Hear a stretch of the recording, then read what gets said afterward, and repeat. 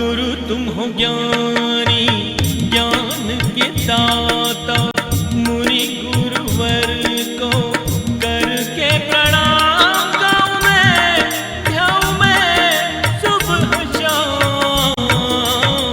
पुलक सागर एक नाम एक नाम। इस कार्यक्रम के पुण्यार्जक हैं श्रीयुत हेमचंद्र जी, मीना जी झांझरी एवं अभिषेक नैन्सी, अभिजीत प्रणीता, अमित नेहा एवं मुदित अवधि, देवांशी, ध्वनि, त्रिशिर, सानिधि, सनाया, नाइजा जैन इंदौर, महामंत्री जिन शरणम तीर्थ ट्रस्ट एवं परम संरक्षक पुलक मंच परिवार। जीवन में इच्छा निरोधः तपः, सांसारिक इच्छाओं का त्याग करो, परमार्थिक इच्छा का करो। घर बनाना सांसारिक इच्छा है, संत निवास धर्मशालाएं, कितना सुंदर गुरुकुल का प्रांगण, यह भी जीर्णोद्धार चाहता है। ध्यान रखना, इधर जीर्णोद्धार होना है, सामने जीर्णोद्धार होना है, करो ना, क्या दिक्कत है, करो, विकास करो। आप और हमारी जिंदगी कितने दिन की है, चले जाएंगे। ध्यान रखना, कुछ ऐसा करके जाएं कि हमारी आने वाली पीढ़ी यहां वहां की धर्मशाला में नहीं, हमारी ही धर्मशाला में हमारे श्रावक रुके, हमारा दान हमारे पास आए, हमारे भगवान हमारे पास हो।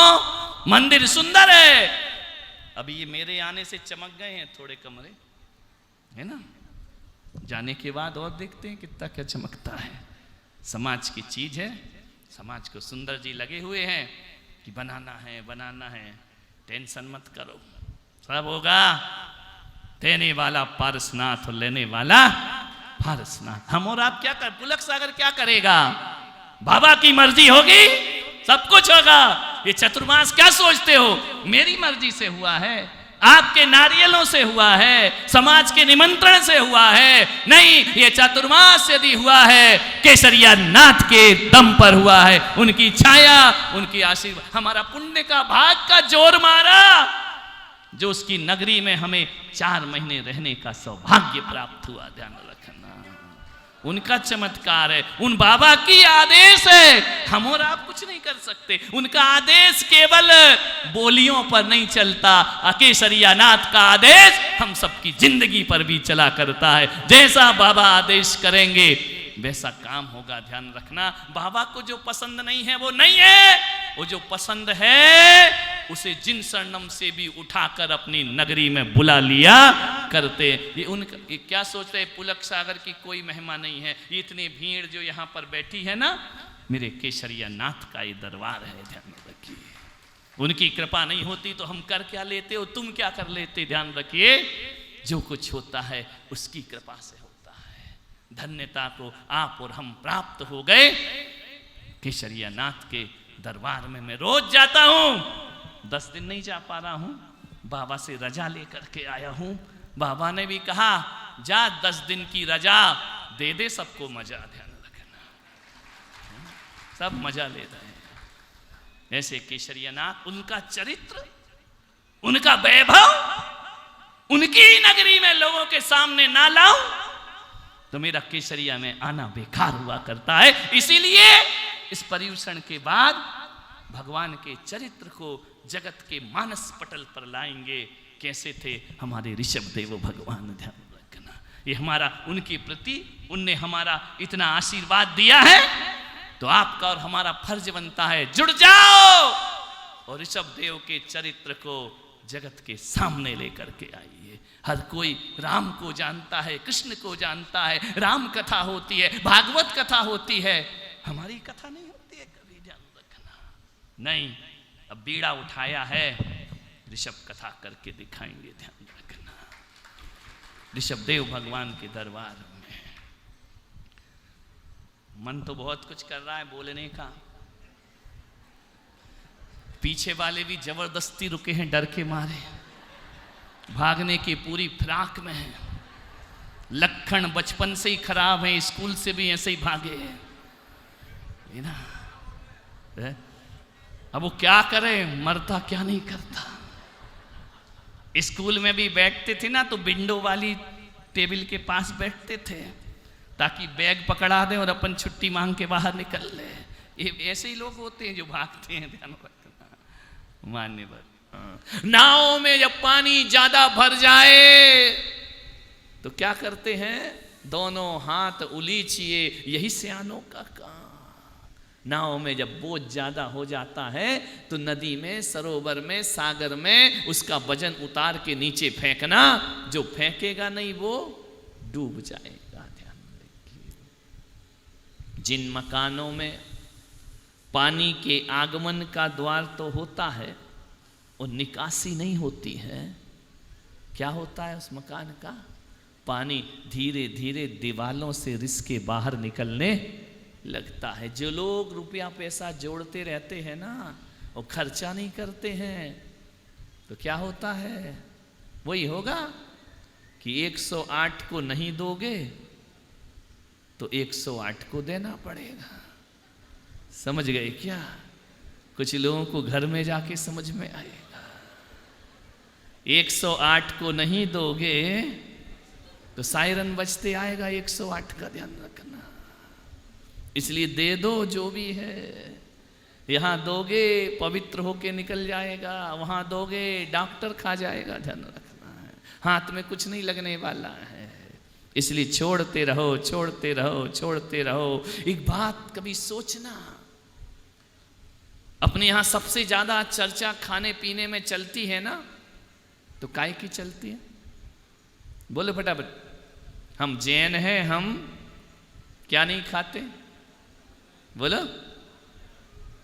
आलू तो ऐसा दुश्मन है जैनियों का, सबसे पहले वो पकड़ा जाता है। बोले जैन है, हम आलू प्याज नहीं खाते हैं, हम जमी कंद नहीं खाते, हम लहसुन नहीं खाते, हम गाजर नहीं खाते, हम लहसुन नहीं खाते। होता है ना जैनों में चर्चा। सबसे पहले जैन वही है जो पहले जमी कंद छोड़ता है। समझ में आ? वो जैन है। तुम लोग तो सब जैन हो ही, ऐसा मेरा ओवर कॉन्फिडेंस है ना। विचार करिए, कई विचार करना। एक फल का पेड़ होता है, एक जमीकंद होता है।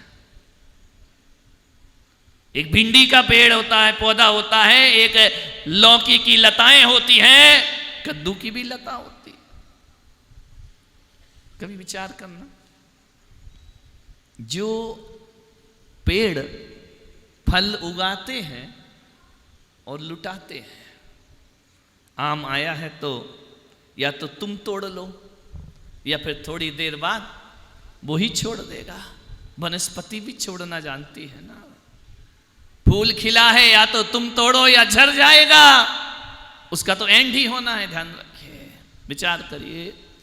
जो वनस्पति अपने फल लुटाती है उसमें फिर और नए नए फल आते रहते हैं। ध्यान रखिए, आते हैं कि नहीं? इस साल आम बहुत आया, तोड़ लिए, अगले साल एक साल छोड़ के फिर आम आएगा। केले बहुत आए, तोड़ लिए।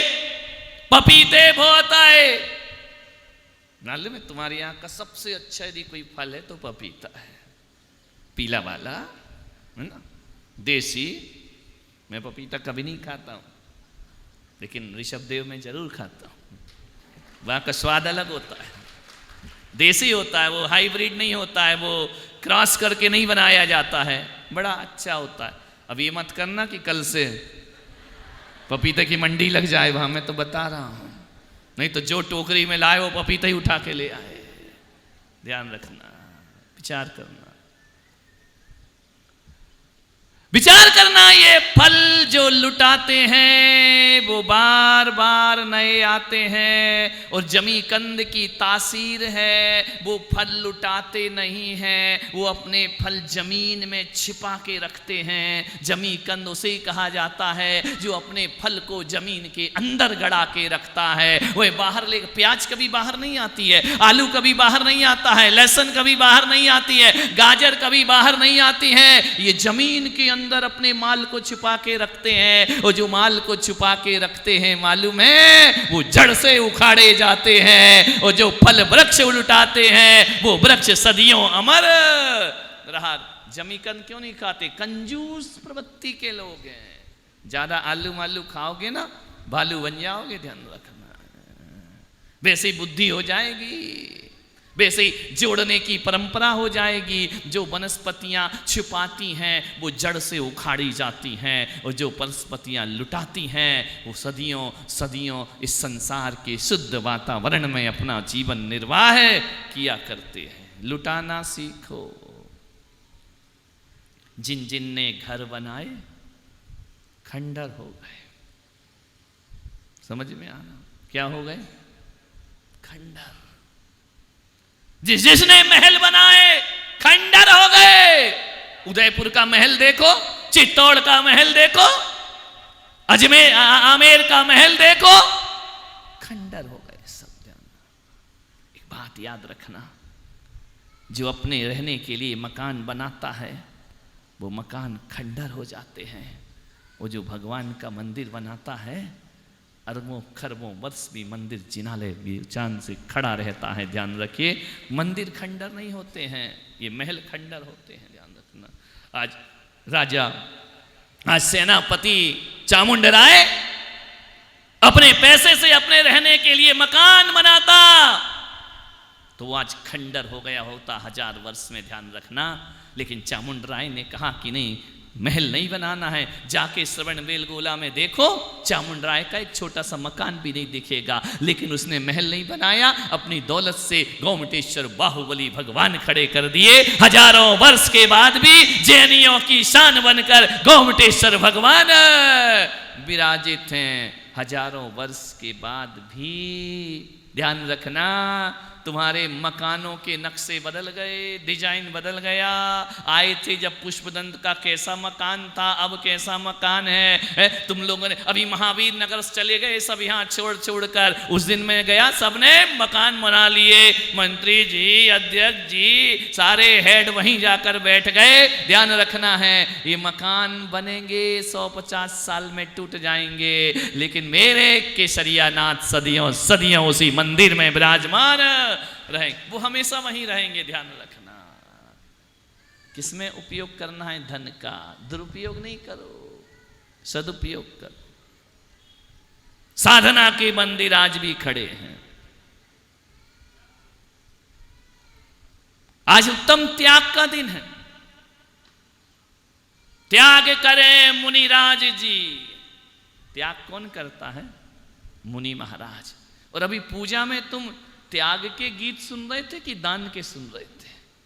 काय के गीत पढ़ रहे थे? दान 4 प्रकार। पूजा करी है या नहीं? नहीं, आज तुम लोग पूजा गा रहे थे, इतना सुमधुर गा रही थी, मुझे लग रहा था कि संगीतकार की जरूरत ही नहीं है। मेवज विविध निहार पढ़ रही थी ना, 10 लक्षण पूज।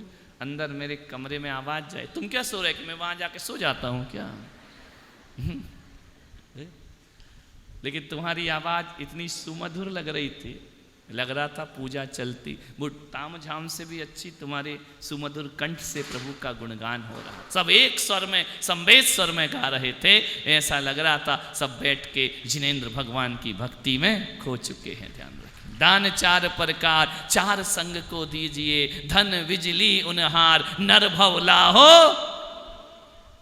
धर्म त्याग है। गाना काय के गा रही थी? दान के। एक बात याद रखना, कुछ चीज ऐसी होती हैं जिनका त्याग होता है मगर दान नहीं हो सकता है। महत्वपूर्ण बात है। कुछ चीजें ऐसी हैं जिनका दान होता है लेकिन त्याग नहीं हो सकता, और कुछ चीजें ऐसी हैं जिनका दान भी हो सकता है और त्याग भी हो सकता है। ध्यान रखना, दोनों में अंतर है। राग द्वेष का दान होता है या त्याग? बोलो। क्रोध का? किसी से बोला भैया थोड़ा सा क्रोध दान में दे देना, कोई मांगता है क्या? तेरा अहंकार दान में दे देना, तेरी मायाचारी दे देना दान में? नहीं। राग द्वेष, क्रोध मान माया लोभ, इनका दान नहीं होता, इनका त्याग किया जाता है।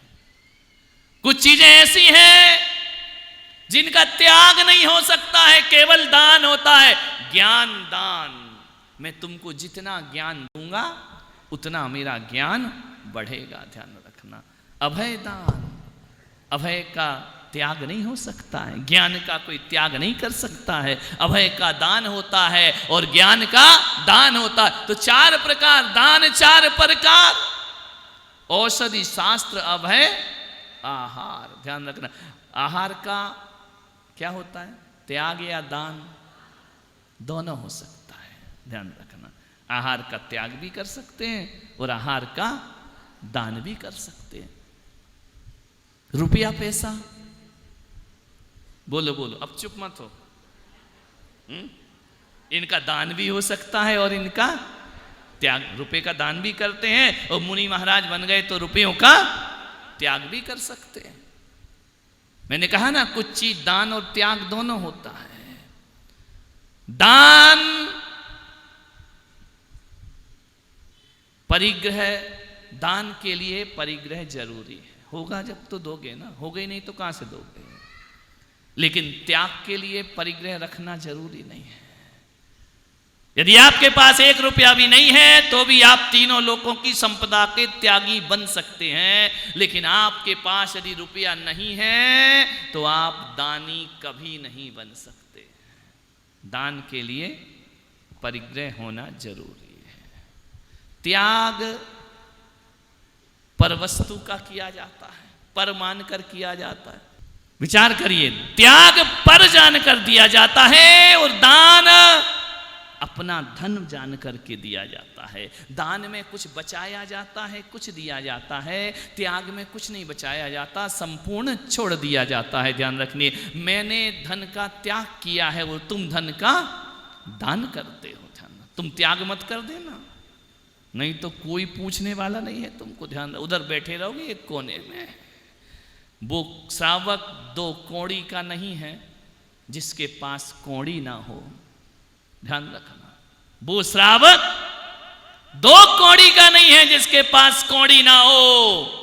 और वो साधु 2 कौड़ी का नहीं है जो अपने पास कौड़ी रखता हो। ध्यान रखिए, जो धन रखता है वो साधु नहीं होता, और जो धन नहीं रखता वो श्रावक नहीं होता। कितना सुंदर भगवान ने व्यवस्था बना के दी है। तुम्हें जीना है, कमाओ मेरे भाई। इस कार्यक्रम के पुण्यार्जक हैं श्रीयुत हेमचंद्र जी, मीना जी झांझरी एवं अभिषेक नैन्सी, अभिजीत प्रणीता, अमित नेहा एवं मुदित अवधि, देवांशी, ध्वनि, त्रिशिर, सानिधि, सनाया, नाइजा जैन इंदौर, महामंत्री जिन शरणम तीर्थ ट्रस्ट एवं परम संरक्षक पुलक मंच परिवार। गुरु तुम हो ज्ञानी, ज्ञान के दाता, मुनि गुरुवर को करके प्रणाम।